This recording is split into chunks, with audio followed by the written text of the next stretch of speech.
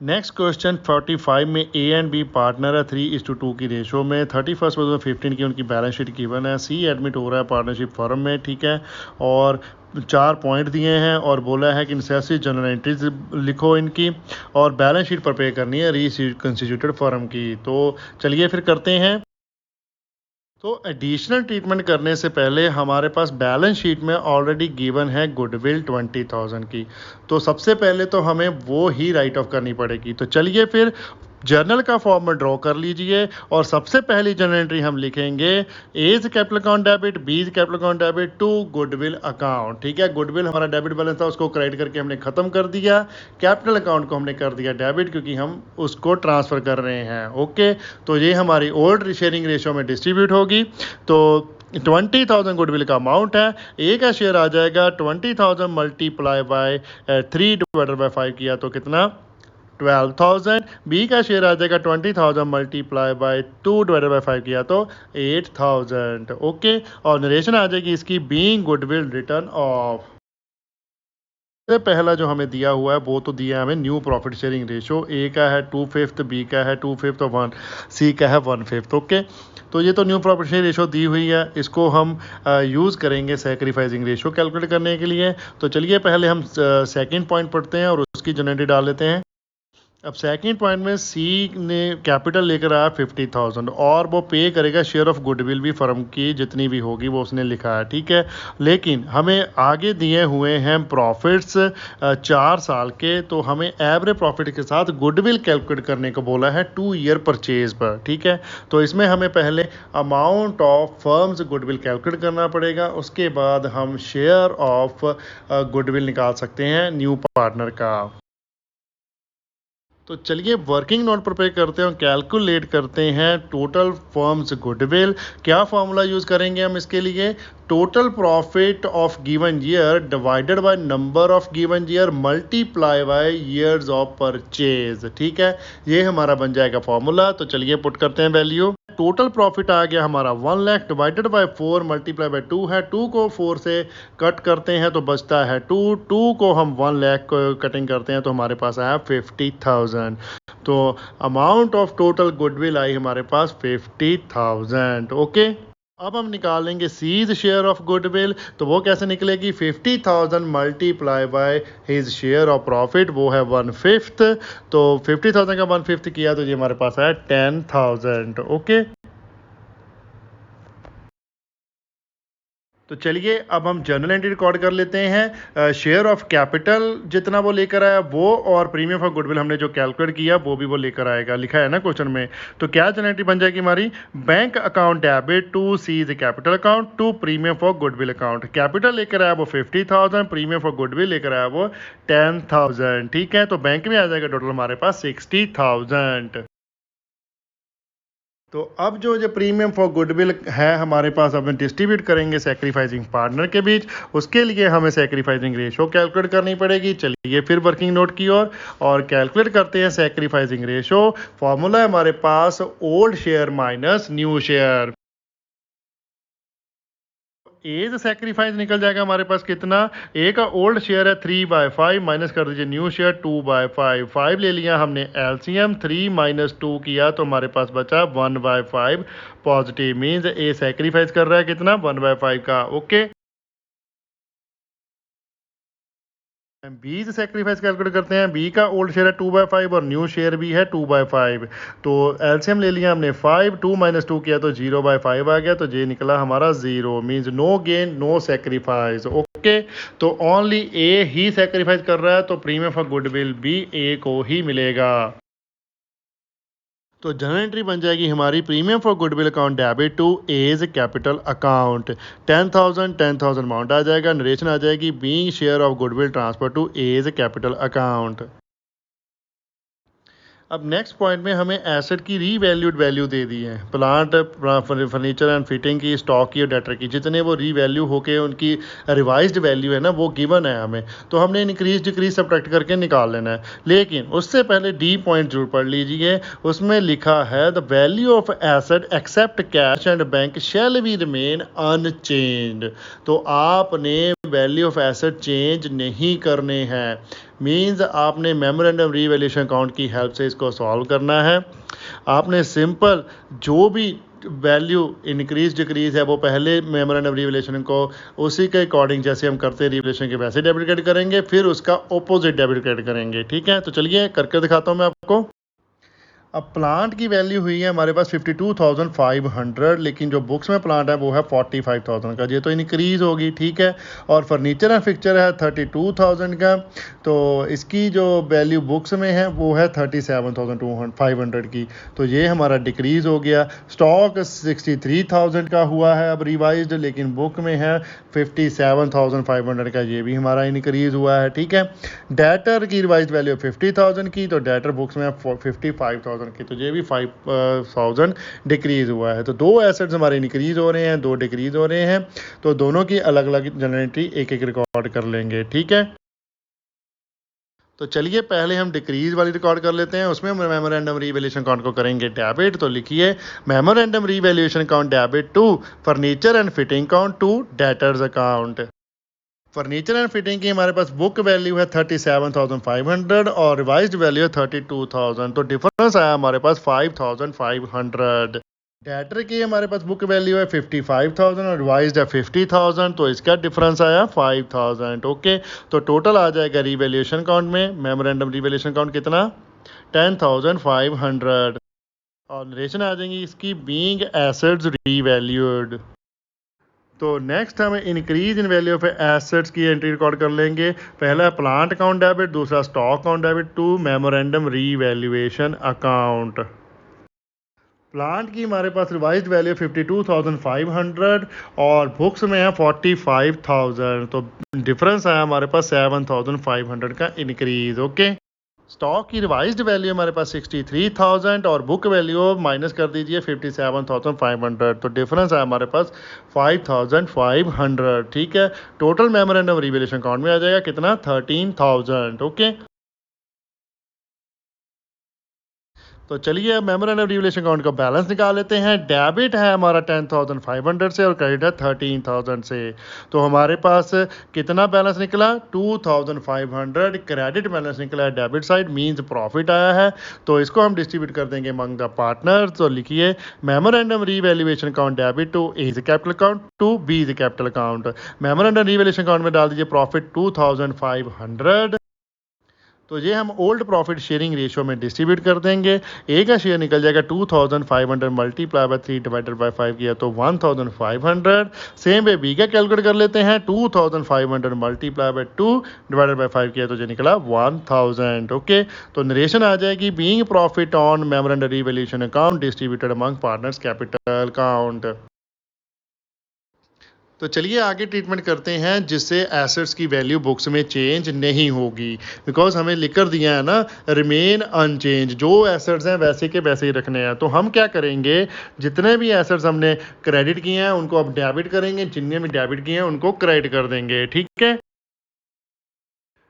तो journal entry को opposite करके अब रिकॉर्ड कर लेंगे फोर्थ वाली पहले। उसकी जनरल एंट्री बन जाएगी furniture and fitting account debit debtors account debit to memorandum revaluation account. Amount भी एकदम सेम रहेंगे, फर्नीचर एंड फिटिंग का 5,500, डेटर का 5,000 और मेमोरेंडम रीवैल्यूएशन अकाउंट का है 10,500। ओके, और इसके बाद फिफ्थ जनरल एंट्री को भी ऑपोजिट कर लेंगे, तो उसकी जनरल एंट्री बन जाएगी memorandum revaluation account debit to plant account to stock account.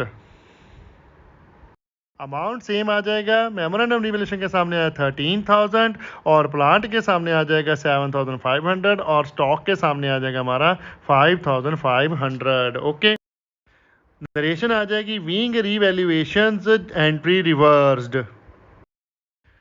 अब जो दो जनरल एंट्री करने से क्या हुआ है, देखिए हमारे एसेट जितने से डेबिट हुए थे उतने से हमने क्रेडिट कर दिए, या फिर जितने से हमारे क्रेडिट हुए थे उतने से ही हमने डेबिट कर दिए। मीन्स डेबिट क्रेडिट इक्वल हो चुके हैं, तो नो इफेक्ट आएगा जनरल एंट्री का बुक्स में। अगर हम लेजर में इसको पोस्ट भी करेंगे तो हमारे फर्नीचर की वैल्यू चेंज नहीं होगी, ना ही स्टॉक की, ना ही प्लांट की और ना ही डेटर की, क्योंकि डेबिट में भी सेम अमाउंट आ रहा है, क्रेडिट में भी सेम अमाउंट आ रहा है। ठीक है, अब आप सोच रहे होगे कि वैल्यू तो चेंज नहीं हो रही, तो फिर क्यों इतना पंगा लेना है, क्योंकि जो प्रॉफिट की जनरल एंट्री है उसका ऑपोजिट करने के लिए हमें थोड़ा सा चेंज करना पड़ेगा। क्या चेंज करना है वो? अब जो प्रॉफिट है उसको हम लॉस में कन्वर्ट करेंगे और डिस्ट्रीब्यूट करेंगे among the all partners in new profit sharing ratio including new partner. Okay, सभी पार्टनर्स के बीच डिस्ट्रीब्यूट करना है लॉस को और करना भी न्यू प्रॉफिट शेयरिंग रेशो में है। तो जो भी रीवैल्यूएशन का नेट इफेक्ट होगा वो कैपिटल अकाउंट में चला जाएगा। ओके, तो इसकी जनरल एंट्री बन जाएगी हमारी A is capital account debit, B is capital account debit, C is capital account debit to memorandum revaluation account. Profit था हमारे पास 2500, तो वो हमारा बन गया अब लॉस 2500 का। ए का शेयर निकल जाएगा 2500 मल्टीप्लाई बाय 2/5 न्यू शेयर जो उसका है, तो ये है 1000। सेम पे बी का भी आ जाएगा 2500 मल्टीप्लाई बाय 2/5, ये भी आ गया 1000 और सी का आ जाएगा 2500 मल्टीप्लाई 1/5, ये आया हमारा 500। ठीक है, और इसकी नरेशन आ जाएगी being memorandum loss distributed among all partners in their new profit sharing ratio. तो चलिए आगे हम प्रिपेयर कर लेते हैं पार्टनर्स कैपिटल अकाउंट, और सबसे पहले डालेंगे हम credit side by balance brought down. और ए की कैपिटल हमारे पास दी हुई बैलेंस शीट में 1 लाख और बी की दी हुई है 75,000। सेम एज इट इज लिख दीजिए 1,75,000। और बैलेंस शीट में हमारे पास कोई भी रिजर्व नहीं है, प्रूडेंट फंड है, वो एम्प्लॉय से रिलेटेड होता है, वो पार्टनर्स को नहीं मिलता। ठीक है, तो चलिए फिर आगे बढ़ते हैं। उसके बाद बैलेंस शीट में जो गुडविल थी उसकी हमने जनरल एंट्री बनाई हुई है, तो पहले वो डाल देते हैं। तो लिखिए इसको debit side to goodwill account. A की कैपिटल में आ जाएगा 12,000 और बी की कैपिटल में आ जाएगा 8,000। ओके, नेक्स्ट जनरल एंट्री में हमारे पास कैपिटल आ रही है और प्रीमियम फॉर गुडविल आ रहा है, तो कैपिटल तो हम कैपिटल अकाउंट में रिकॉर्ड करेंगे। तो लिखिए इसको बाय बैंक अकाउंट सी के कॉलम में लिख दीजिए कितना अमाउंट है 50,000। ओके, नेक्स्ट जनरल एंट्री में प्रीमियम फॉर गुडविल जो लेकर आया था सी, वो ट्रांसफर किया है ए की कैपिटल अकाउंट को, तो वो हम ए की कैपिटल में डाल देंगे। तो लिखिए credit side by premium for goodwill account 10,000 आ जाएगा ए के कॉलम में। ओके, उसके बाद है हमारे पास सिक्स्थ जनरल एंट्री में ए एंड बी की कैपिटल क्रेडिट हो रही है। कैसे? मेमोरेंडम रीवैल्यूएशन अकाउंट के साथ। तो डालिए फिर इसको credit side by memorandum revaluation account, bracket में लिख दीजिए प्रॉफिट। ए का शेयर है 1,500 और बी का है 1,000। और लास्ट में हमारे पास ए बी सी तीनों की कैपिटल हो रही है डेबिट मेमोरेंडम रीवैल्यूएशन अकाउंट के साथ। तो चलिए इसको डालते हैं डेबिट साइड। तो लिखिए टू मेमोरेंडम रीवैल्यूएशन अकाउंट, लिख दीजिए प्रॉफिट रिवर्स या फिर लिख दीजिए लॉस। तो ए का है 1,000, बी का भी है 1,000 और सी का है 500। ओके, तो चलिए अब हम कर लेते हैं इसकी बैलेंसिंग।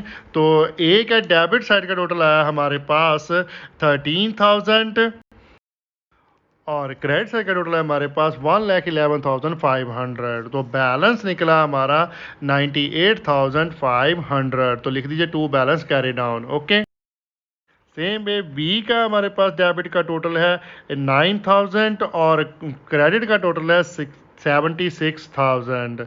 तो बैलेंस निकला है हमारा 67,000। ओके, सी की डेबिट साइड टोटल है 500 और क्रेडिट साइड का टोटल है 50,000। तो बैलेंस निकला हमारा इसका 49,500। ओके, तो चलिए आगे हम प्रिपेयर कर लेते हैं balance sheet of new firm. तो सबसे पहले हमारे पास बैलेंस शीट में कैपिटल अकाउंट ही डाले हैं ओल्ड बैलेंस शीट में, तो सेम एज इट इज हम प्रिपेयर करेंगे। तो लिखिए capital account A B C का। तो ए का बैलेंस है 98,500, बी का है 67,000 और सी का 49,500। टोटल कैपिटल बन गई फर्म की 2,15,000। ओके, मैं हमेशा क्वेश्चन जैसे दिया है वैसे ही उसका सॉल्यूशन करता हूँ स्टेप बाय स्टेप। ऐसा नहीं है कुछ अमाउंट जहाँ से उठा के पहले वो ट्रीट कर लिया फिर वहाँ से उठाया वो ट्रीट कर लिया। अगर आप जो आपके माइंड में चल रहा है वो आप ट्रीट करते रहोगे, क्वेश्चन को रीड आउट साथ में साथ नहीं करोगे ट्रीटमेंट करते टाइम, तो आपको क्या होगा कि आप कुछ ना कुछ भूल जाओगे कैपिटल अकाउंट में डालना या फिर रीवैल्यूएशन में डालना या कभी कभी बैलेंस शीट में डालना। अगर आप भूल गए कोई आइटम तो आपकी बैलेंस शीट टैली नहीं होगी, तो आपका क्वेश्चन कंप्लीट नहीं होगा। इसलिए कोशिश कीजिए कि जैसे आपको क्वेश्चन दिया है वैसे ही स्टेप बाय स्टेप आप सॉल्व करते जाएं। जैसे है आपकी बैलेंस शीट पुरानी बनी हुई है, क्वेश्चन में ditto balance sheet copy paste कीजिए। जो अमाउंट चेंज हो रहा है उसको चेंज कीजिए, जो नहीं चेंज हो रहा वो एज इट इज ही लिखते जाएंगे। ठीक है, तो नेक्स्ट हमारे पास बैलेंस शीट में दिए हुए हैं क्रेडिटर 70,000 के, वो हमने कुछ नहीं किया, और प्रोविडेंट फंड का 20,000 का भी हमने कुछ नहीं किया। एज इट इज ही बैलेंस शीट नई में भी आ जाएंगे।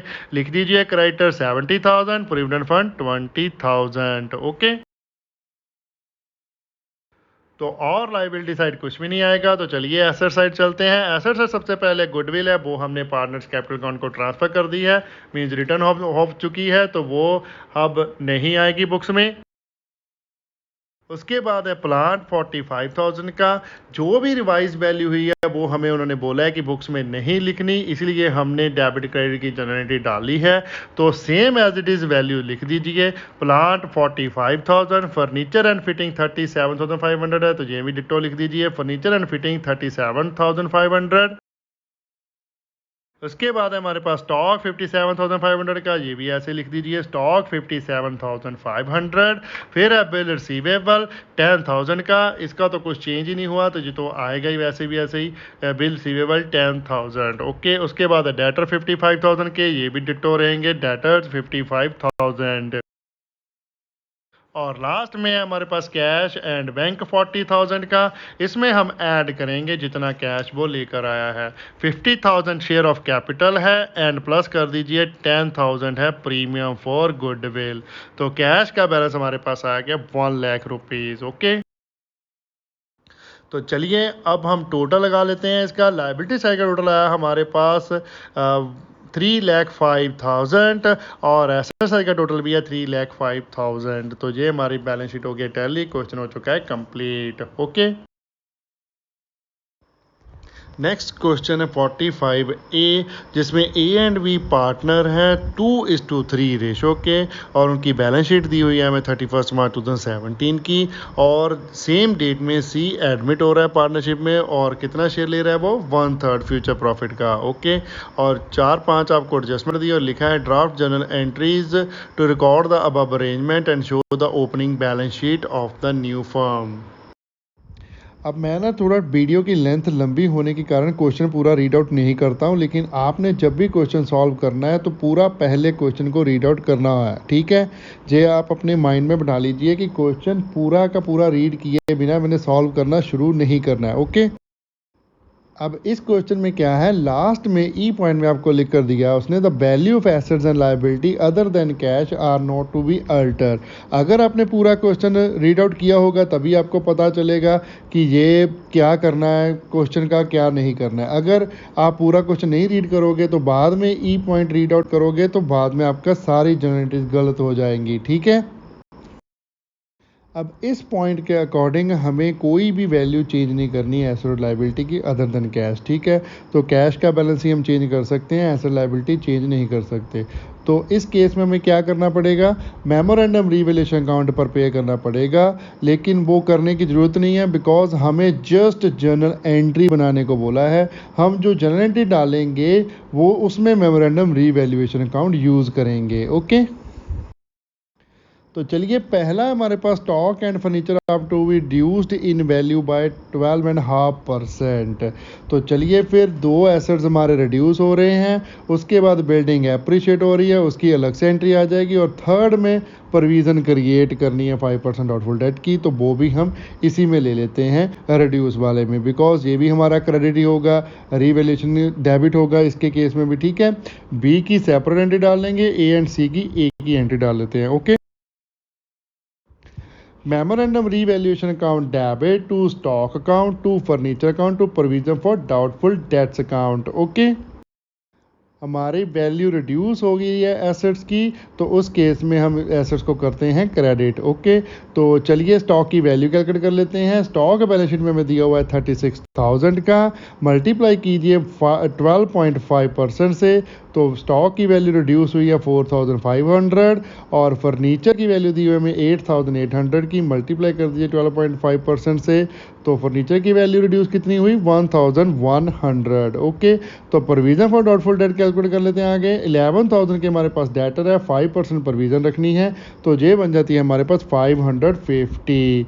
तो टोटल आ जाएगा मेमोरेंडम रिवैल्यूएशन अकाउंट में 6,150 और नरेशन आ जाएगी इसकी बीइंग एसेट्स आर रीवैल्यूड। तो चलिए नेक्स्ट ट्रीटमेंट कर लेते हैं। बिल्डिंग जो एप्रिशिएट हो रही है 15,000 से, तो एप्रिशिएशन हो रही है, एसेट इंक्रीज हो रहा है, तो डेबिट करेंगे, ठीक है। मेमोरेंडम रिवैल्यूएशन को करेंगे क्रेडिट, तो जनरल एंट्री बन जाएगी हमारी building account debit to memorandum revaluation account. Amount आ जाएगा 15,000, कैलकुलेटेड अमाउंट ही दिया है तो एज इट इज ही लिख देंगे, ठीक है। और नरेशन लिख देंगे इसकी being increase in value of asset recorded. अब उसके बाद हमारे पास सी जो कैपिटल और गुडविल का शेयर लेकर आया उसके बारे में बोला है। ई हम ऑलरेडी ट्रीट कर चुके हैं, तो चलिए अब जो डी है उसको बाद में ट्रीट कर लेंगे। पहले मेमोरेंडम रिवैल्यूएशन अकाउंट का प्रॉफिट निकाल लेते हैं और इसकी सारी की सारी रिवर्स एंट्री भी डाल लेते हैं, ओके। अब मेमोरेंडम रिवैल्यूएशन अकाउंट का डेबिट है हमारे पास 6,150 और क्रेडिट है 15,000, तो बैलेंस निकला हमारा डेबिट साइड 8,850, तो ये है हमारा प्रॉफिट। तो चलिए फिर प्रॉफिट की जनरल एंट्री रिकॉर्ड कर लेते हैं। लिखिए memorandum revaluation account debit to A is capital account to B is capital account. Profit है हमारे पास 8,850 और इसको हम ओल्ड प्रॉफिट शेयर रेशियो में डिस्ट्रीब्यूट कर देंगे, जो है हमारे पास 2:3, ओके। ए का शेयर निकल जाएगा 8,850 मल्टीप्लाई बाय 2/5 किया तो 3,540 और बी का शेयर निकल जाएगा 8,850 मल्टीप्लाई बाय 3/5 किया तो 5,310, ओके। अब एक बात ध्यान रखना कि ओल्ड रेशो जो है 2:3 है, 3:2 नहीं है। कॉमनली 3:2 ही होती है सभी क्वेश्चंस में ज़्यादातर, लेकिन यहाँ पर 2:3 है। इसका आपको ना कंफ्यूज करने के लिए ऐसे दी हुई है जी, ओके। तो इसकी नरेशन आ जाएगी being profit on revaluation transfer to partners capital account, ठीक है। तो चलिए आगे हम अब रिवर्स एंट्री डाल लेंगे। जो ये तीनों एंट्रीज हैं, पहली है हमारे पास जिसमें हमने stock furniture provision for doubtful dates को किया था क्रेडिट, अब उनको कर देंगे डेबिट, मेमोरेंडम रिवैल्यूएशन को कर देंगे क्रेडिट। तो जनरल एंट्री बन जाएगी हमारी stock account debit, furniture account debit, provision for doubtful debts account debit to memorandum revaluation account. Amount हमारे सेम रहेंगे 4,500, 1,100, 550, टोटल आ जाएगा 6,150। तो नरेशन आ जाएगी इसकी बीइंग रिवैल्यूएशन एंट्री रिवर्स्ड। अब जैसा कि मैंने प्रीवियस क्वेश्चन में भी आपको समझाया था, रिवर्स की क्यों है, बिकॉज हमें एसेट्स एंड लायबिलिटी की वैल्यू अल्टर करने से मना किया है कि आपने बैलेंस शीट में वैल्यू चेंज नहीं करनी, यो है वो एज इट इज़ ही रखनी है। तो इसलिए हमने जितने से डेबिट किया था उतने से क्रेडिट कर देंगे, जितने से क्रेडिट किया था उतने से ही डेबिट कर देंगे, ओके। तो चलिए नेक्स्ट है हमारे पास बिल्डिंग टू मेमोरेंडम, इसकी ऑपोजिट बन जाएगी memorandum revaluation account debit to building account. Value आ जाएगी 15,000 और इसकी नरेशन आ जाएगी being revaluation entry reversed, okay. अब लास्ट जो प्रॉफिट वाली एंट्री हम लॉस में कन्वर्ट करेंगे, उसमें जस्ट छोटा सा चेंज करना होता है, क्या न्यू पार्टनर को भी ऐड करना है एंट्री में, और जो प्रॉफिट को लॉस में कन्वर्ट किया है उस लॉस को डिस्ट्रीब्यूट करना है न्यू प्रॉफिट शेयरिंग रेशो में। तो उसके लिए हमें पहले चाहिए न्यू प्रॉफिट शेयरिंग रेशो, जो हमें क्वेश्चन में गिवन नहीं है। तो चलिए वर्किंग नोट प्रिपेयर करते हैं और पहले new profit sharing ratio calculate कर लेते हैं। क्वेश्चन में हमारे पास सीज का शेयर दिया हुआ है 1/3, तो लेट कर लीजिए total share of firm is equal to 1, so remaining share of A and B कितना आ जाएगा 1 - 1/3, तो ये आ जाएगा, एलसीएम ले लिया 3 - 1 किया तो ये बचा 2/3, ओके। अब जो हम 2/3 डिस्ट्रीब्यूट कर देंगे among the old partner in their old profit sharing ratio, because हमें कोई सेक्रीफाइसिंग रेशो नहीं दी तो हम ओल्ड रेशो को ही सेक्रीफाइस रेशो मानेंगे, okay. So A's new share आ जाएगा हमारे पास, रिमेनिंग शेयर है 2/3, मल्टीप्लाई कर दीजिए उसका ओल्ड शेयर 2/5, तो ये निकला 4/15। सेम वे हम वीज का न्यू शेयर कैलकुलेट कर लेंगे, 2/3 मल्टीप्लाई बाय 3/5 जो ओल्ड शेयर है बी का, तो ये आया 6/15, ओके। तो सी का भी बेस सेम कर लेते हैं। सी का है 1/3, मल्टीप्लाई कर दीजिए 5/5 से, तो ये बन जाएगा 5/15। तो न्यू प्रॉफिट शेयरिंग रेशो बन जाएगी हमारी ABC की 4:6:5। तो चलिए जर्नल एंट्री रिकॉर्ड कर लेते हैं। अब हम A is capital account debit, B is capital account debit, C is capital account debit to memorandum revaluation account. Profit था हमारे पास 8,850, तो लॉस बन जाएगा कितना, सेम ही 8,850। ओपोजिट एंट्री डाल रहे हैं ना हम। ओके, तो इसको हम डिवाइड करेंगे न्यू प्रॉफिट शेयरिंग रेशो में अमंग द पार्टनर। तो ए का शेयर आ जाएगा हमारे पास 8,850 मल्टीप्लाई बाय 4/15 किया, तो ये निकला 2,360। सेम वे बी का कैलकुलेट कर लेते हैं। 8,850 मल्टीप्लाई बाय 6/15 किया, तो ये निकला हमारे पास 3,540। और सी का कैलकुलेट कर लेंगे। 8,850 मल्टीप्लाई 5/15 किया, तो ये बचा 2,950। ओके, तो इसकी नरेशन आ जाएगी being loss on memorandum revaluation account transfer to all partners account in their new profit sharing ratio, that is 4:6:5। तो चलिए अब हम डी जो हमारे पास एडिशनल इन्फॉर्मेशन है उसका ट्रीटमेंट कर लेते हैं, जिसमें सी कैपिटल लेकर आ रहा है 60,000 की और गुडविल लेकर आ रहा है 40,000 की। तो लिखिए जनरल एंट्री सेम डेट में आ जाएगी। Bank account debit to C's capital account to premium for goodwill account. Capital है 60,000, प्रीमियम फॉर गुडविल है 40,000। टोटल आ गया हमारा बैंक में 1 लाख रुपीज़। ओके, नरेशन आ जाएगी इसकी। Being C's bring capital and share of premium for goodwill. अब इसके बाद हम जो प्रीमियम फॉर गुडविल लेकर आया है सी, उसको अब हम डिस्ट्रीब्यूट कर देंगे among the old partner in their sacrificing ratio. तो लिखिए सेम डेट में entry. Premium for goodwill account debit to A's capital account to B's capital account. और जैसे कि हमने new profit share ratio calculate करते टाइम भी माना था कि हमारे पास सैक्रिफाइसिंग रेशो गिवन नहीं है, तो जो ओल्ड रेशो है वही सैक्रिफाइस मानेंगे। सेम वे यहाँ पर भी वही ट्रीटमेंट करेंगे। तो प्रीमियम फॉर गुडविल हमारे पास 40,000, ए का शेयर निकल जाएगा 40,000 मल्टीप्लाई 2/5 किया तो 16,000, बी का शेयर आ जाएगा 40,000 मल्टीप्लाई 3/5 किया तो 24,000। ओके, और इसकी नरेशन आ जाएगी being premium for goodwill transfer to A and B in their sacrificing ratio, that is 2:3। तो चलिए अब हम आगे प्रिपेयर कर लेते हैं पार्टनर्स कैपिटल अकाउंट। और आपको पता ही है सबसे पहले पार्टनर्स कैपिटल अकाउंट में हम क्या डालते हैं, बैलेंस ब्रॉड डाउन। तो लिखिए फिर credit side by balance brought down. और ए का बैलेंस दिया हुआ है 68,100 एंड बी का भी सेम ही दिया हुआ है 68,100। तो एज इट इज ही लिख दीजिए इसे। और इसके अलावा हमारे पास बैलेंस शीट में कोई भी आइटम ऐसी नहीं है जो डिस्ट्रीब्यूट करने वाली बनती हैं पार्टनर्स को। तो बैलेंस शीट कंप्लीट हो गई है, उसका कोई भी ट्रीटमेंट पार्टनर्स कैपिटल अकाउंट में नहीं जाएगा। तो इसके बाद हमारे पास मेमोरेंडम रीवैल्यूएशन अकाउंट में कैपिटल अकाउंट यूज़ हुआ है, वो एंट्री डाल सकते हो, जहाँ फिर पहले आप ये जो सी पैसे लेकर आया वो डाल लो। तो जो भी डालो एक ही बात है। तो लिख लीजिए बाय बैंक अकाउंट, सी के अकाउंट में आ जाएगा 60,000 जो वो कैपिटल लेकर आया है। और उसके बाद लिख लीजिए by premium for goodwill account जो हमने ए एंड बी की कैपिटल को क्रेडिट किया है। ए का 16,000 आ जाएगा, बी का 24,000। ओके, और उसके बाद हमारे पास आ जाएगा बाय मेमोरेंडम रीवैल्यूएशन अकाउंट जो हमें प्रॉफिट डिस्ट्रीब्यूट किया था ए एंड बी की कैपिटल में। एक एक शेयर आ जाएगा 3,540 और बी का है 5,310 जो थर्ड एंट्री में हमने किया है। ओके, उसके बाद सिक्स्थ एंट्री में जो हमने लॉस डाला है तीनों को वो डाल देते हैं debit side to memorandum revaluation account. A का आ जाएगा 2,360, बी का आ जाएगा 3,540 और सी का आ जाएगा 2,950। As it is journal entry से उठा के यहाँ पर लिख दीजिए। तो ये हमारा कैपिटल अकाउंट हो चुका है कंप्लीट। तो इसका भी टोटल कर लेते हैं। तो डेबिट साइड का ए का टोटल निकला है 2,360 और क्रेडिट साइड का टोटल है 87,640। तो बैलेंस कैरी डाउन निकला है ए का 85,280।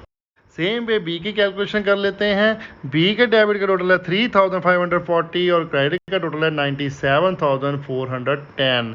तो बैलेंस निकला है बी का 93,870। और लास्ट में सी है हमारे पास 2,950 है डेबिट में और क्रेडिट में है 60,000 और बैलेंस आ गया हमारा 57,050। तो ये हमारा पार्टनर्स अकाउंट हो गया कंप्लीट। तो चलिए प्रिपेयर कर लेते हैं balance sheet for a new firm.